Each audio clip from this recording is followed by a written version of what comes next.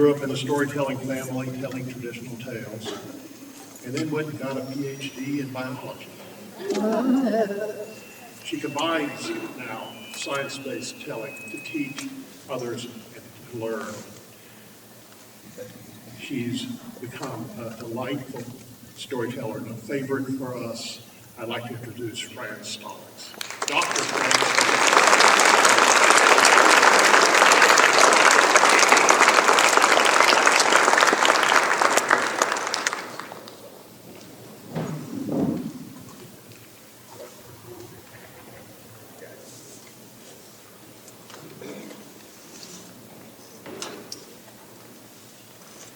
Thank you, and in all fair disclosure, I didn't grow up in Oklahoma. I'm just an Okie by marriage. But we have been there a long time. There are many, many kinds of stories, and I think you'll recognize some elements of the one I'm going to tell to you now. Wendy Patterson lived with her parents in a small town on the edge of a national forest. One Saturday morning, her mother said, "Wendy, dear, I know you had plans to go play soccer with your friends, but I need you to do an errand for me. I'd do it myself, but I am so busy getting out the press releases and the announcements for next week's demonstration. But I just got a text message from Grandma, and she says she needs her solar charger.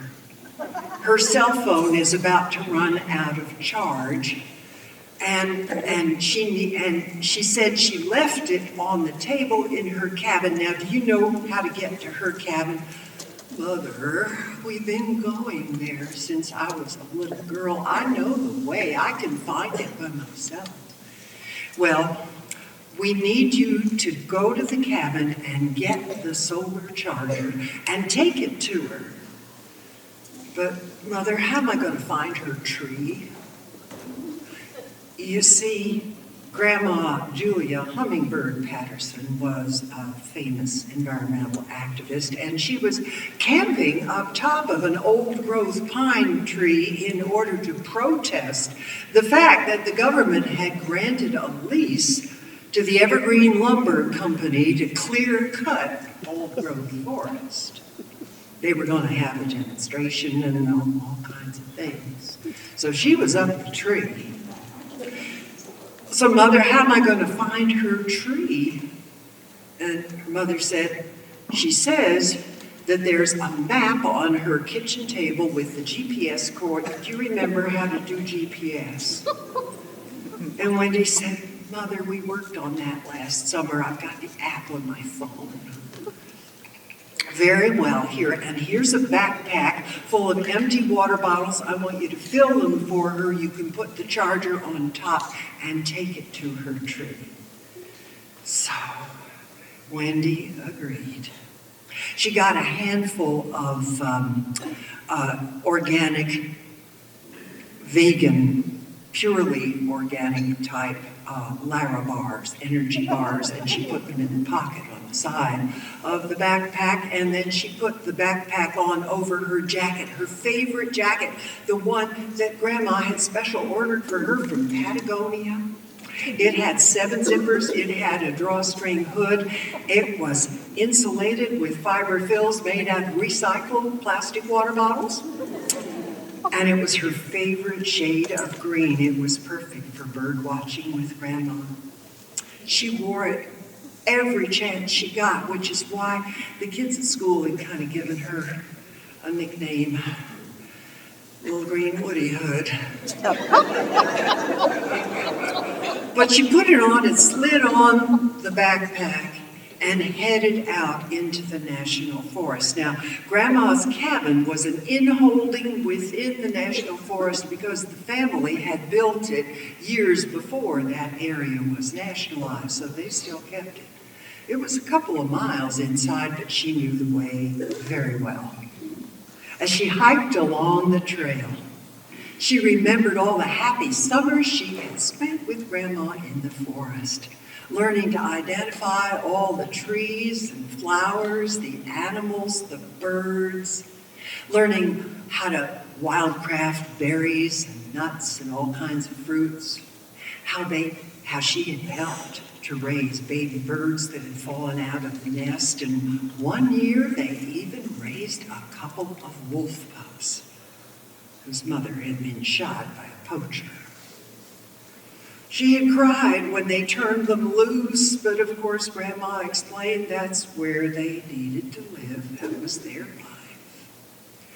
Well, Wendy's fond memories were interrupted by the sight of a strange man who was sitting on a rock and frowning at his cell phone. He looked funny. His clothes were all like store-bought, brand new, and those boots must have come from Walmart, plastic. He looked up and he said, "Well, hi there, little lady." She hated it when people called her little lady. And she said, "Mister, are you okay? Are you lost?" Now at school, she had seen all those stranger dangers videos. She knew not to talk to strangers, but she also had been with her parents and with Grandma several times when they had helped clueless lost hikers. So she felt her responsibility. "Mister, you okay? Can I help you?" He said, "Well, I think I'm all right now, little lady. I think I know who you are. You must be the granddaughter of that Julia Hummingbird Patterson I've been hearing about. You're the one they call Little Green Woody Hood." And she thought, He said, you see, I'm here working for the National Geographic. Yeah, that's what it is. And the Sierra Club and Nature Conservancy. And we're going to make a documentary about your grandmother because she's famous. And they sent me to scout out locations, and camera angles, but I've got to find her. And I figured, you know how to find her, don't you? Well, thought Wendy, maybe this is a part of the plan of the publicity for the demonstration. Well, she said, I guess I can help you. And he said, very good. Now, my name, is Lewis Smith, but you can call me Uncle Lou. She said, Uncle. But very well, Mr. Smith, come with me. And they headed off into the woods along the trail. Now, it was awfully quiet, and maybe it was because it was so early that there weren't many birds back yet. But it was so quiet she wanted to at least make some conversation. And she said, Mr. Smith, how'd you get such shiny boots? And he said, well, these are brand new, I wore out my old ones hiking on that, that Appalachian Trail. Well, now, Wendy had met quite a number of through hikers through her grandmother, and they usually said Appalachian. But they also said Appalachian sometimes, so maybe it wasn't so bad. And after a while, she said, Mr. Smith, how'd you get your jeans so shiny?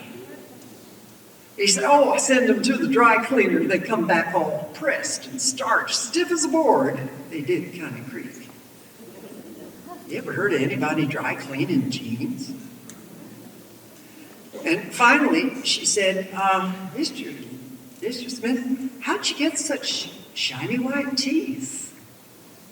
And he said, oh, little lady, they're capped. I had this little altercation with some people I met a while ago, but they're nice and shiny, aren't they? Well, about that time, they came to Grandmother's cottage and to the cabin. And Wendy went and got the key from the bird feeder where Grandma usually left it, and she said, now, I have to do some stuff here, but I'll be out in just a minute. And Mr. Smith said, well, can I come in and get a drink of water? She really didn't want to be in there with him. But she knew that it was a rule not to deny water to anybody, so she said, well, come on in. I'm going to pump some water anyway. So she went in and started. Before she started on the pump, she checked, and sure enough, there on the table, there was Grandma's solar charger and a map of the forest with GPS coordinates. So she got out her phone and quickly entered the coordinates in her app. And just then, he came over and he said, oh, that's just what I need, the map for the tree. And he grabbed it and he ran. Well, she had the coordinates by now. So he didn't really want any water, did he? It was a trick. I didn't trust him anyway, but I've got to get the water. So she pumped the water and filled the bottles. And then she put those back in the pack with the solar charger on top, and she locked up the cabin and went on toward the tree. Well, Mr. Smith was having a little trouble with that map. He hadn't worked with a contour map before. And it turned out that those little lines that waved all around, they weren't paths or streets after all. He never had a problem working for the Evergreen Lumber Corporation before, but that was in the city, and his jobs were usually fairly straightforward, like taking bribes to judges and congressmen, or intimidating environmentalists or beating up protesters. He always was easy at, he could do that, and he had figured that knocking off an old lady was going to be easy.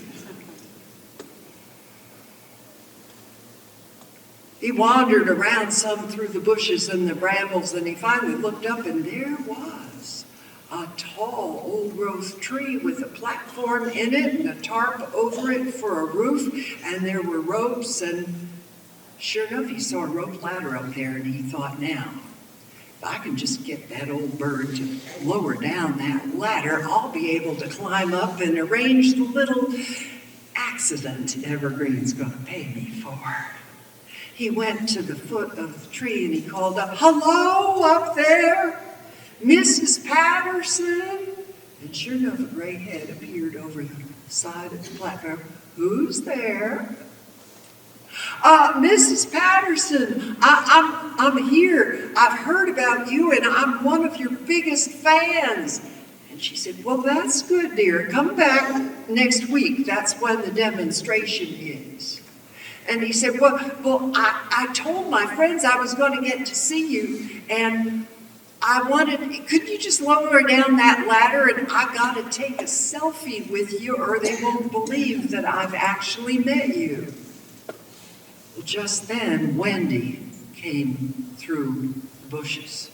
She said, no, Grandma, I don't trust him. I don't think he's telling the truth. He told me he was scouting locations for filming. Kid, be quiet, you bother me. Grandma, don't trust him. Kid, you better shut up. I have business here. And he tried to grab her, and she jumped away, but he grabbed her by the hood of her jacket and pulled her in and bent her arm behind her back. It hurt, and she screamed. She screamed, and Grandma said, what's going on down there? And he said, now, kid, you just shut up or I'm going to hurt you even worse. And that's when Grandma began to yell. And she yelled, Stinky! Fuzzball! Mr. Louis said, I think your grandma's losing it. She's calling me names. You just hush. Stinky! Fuzzball! Fuzzball! Stinky! And that's when they heard the growls from the underbrush. And they saw 2 pairs of yellow eyes looking at them from under the bushes, and 2 mouths full of long yellow teeth. And then they looked and they saw 2 huge timber wolves creeping out from under the bushes. And Mr. Smith said, no, nice doggy, no, get that, nice doggy, here, take her, and he threw Wendy at them. But the wolves, they dodged around Wendy and came leaping at him. No, bad doggy! And he ran and he grabbed the tree and he tried to climb it, but it was too big around for his arms. He pulled at the bark and he kicked and kicked with those plastic sole boots. And it barely got up about 6 feet when the wolves lunged and began ripping at his jeans. No, bad doggy! And they tore, and they ripped, and they pulled. And finally, from up in the tree, Grandma called down, there, that's enough. Sit, stay. And they did. Well, Wendy, what shall we do with him? What do you think? And Wendy said, I think he's had enough excitement today. He had lost the back of his jeans. Well, he climbed down, fell down out of the tree, and he backed, since his hinders were bare, he backed away until he got to the bushes, and then he turned and he ran. The last Wendy saw of him was his bloody behind disappearing down the path.